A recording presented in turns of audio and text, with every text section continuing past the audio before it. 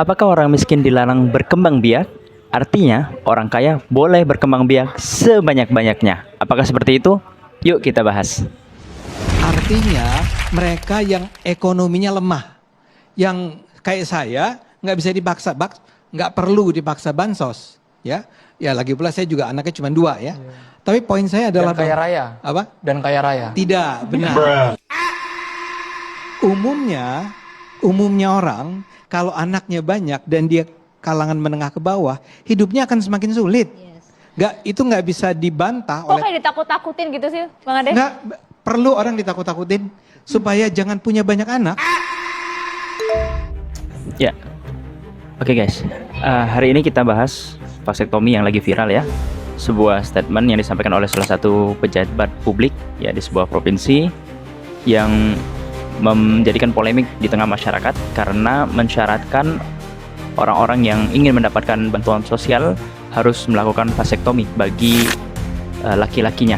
Jadi bagi keluarga yang menerima bansos harus melakukan vasektomi bagi laki-lakinya, atau ya kemudian hari ini diralat tidak harus vasektomi tapi juga bisa melakukan KB yang lain.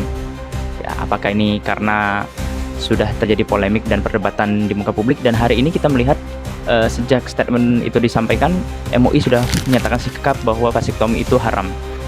Jadi ya penolakan ini tidak hanya dari kalangan masyarakat tapi juga dari kalangan pemuka agama dan bahkan organisasi yang memiliki otoritas yang tinggi di Indonesia gitu, yaitu MUI. Lantas kenapa penerima bantuan sosial harus dibatasi dengan adanya peraturan vasektomi bagi laki-laki? Ya karena secara pandang dalam melihat suatu sumber bantuan yang terbatas, maka perlu adanya pembatasan pula pada penerimaannya. Maka kita melihat bagaimana sumber daya yang terbatas dan sumber daya manusianya itu terlalu banyak. Akhirnya apa? Akhirnya untuk mengimbangi sumber daya yang terbatas tadi, maka kita kurangilah sumber daya manusianya. Nah, cara pandang seperti ini adalah cara pandang yang keliru. Kenapa? Karena sesungguhnya bukan ini solusinya.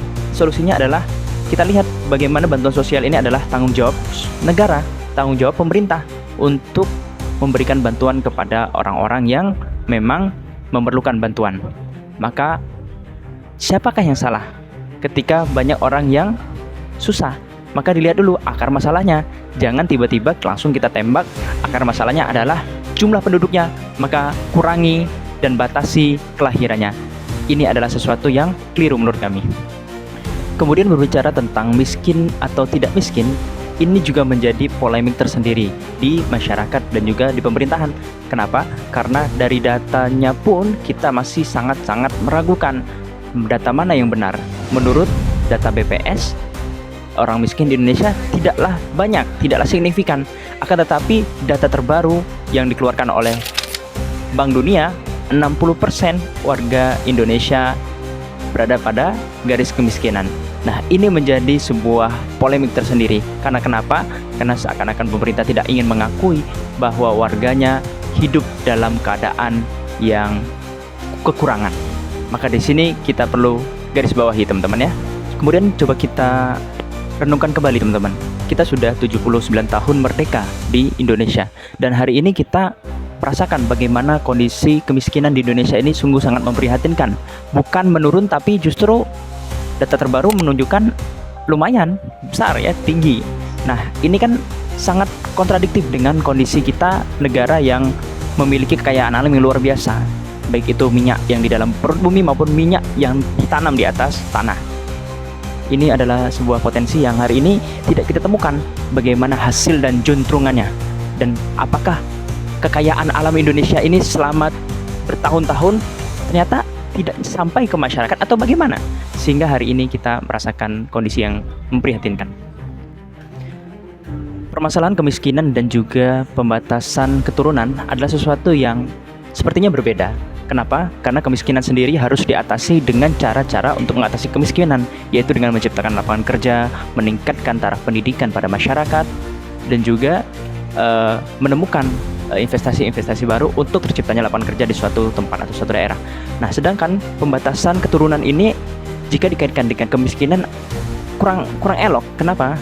Karena sesungguhnya orang miskin seakan-akan dilarang untuk berkembang biak untuk menghasilkan keturunan. Padahal ini adalah proses alamiah biologis yang dialami oleh setiap manusia yang berkeluarga.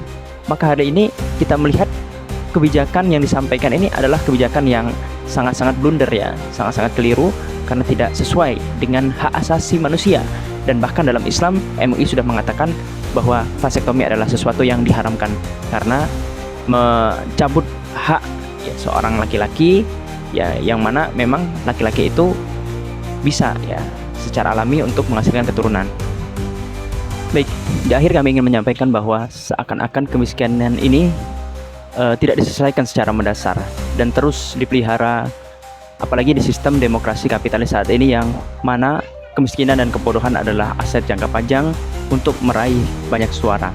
Maka kita melihat kenapa hari ini kita melihat banyak sekali para paslon mengumbar program-program untuk mengangkat, seakan-akan mengangkat derajat orang-orang yang kesusahan atau yang miskin dengan solusi-solusi jangka pendek seperti BLT, seperti kartu-kartu, seperti bansos dan lain sebagainya adalah sebuah solusi jangka pendek, sedangkan jangka panjangnya tidak pernah diselesaikan, diberikan keterampilan yang mendasar dan juga ditingkatkan taraf pendidikannya.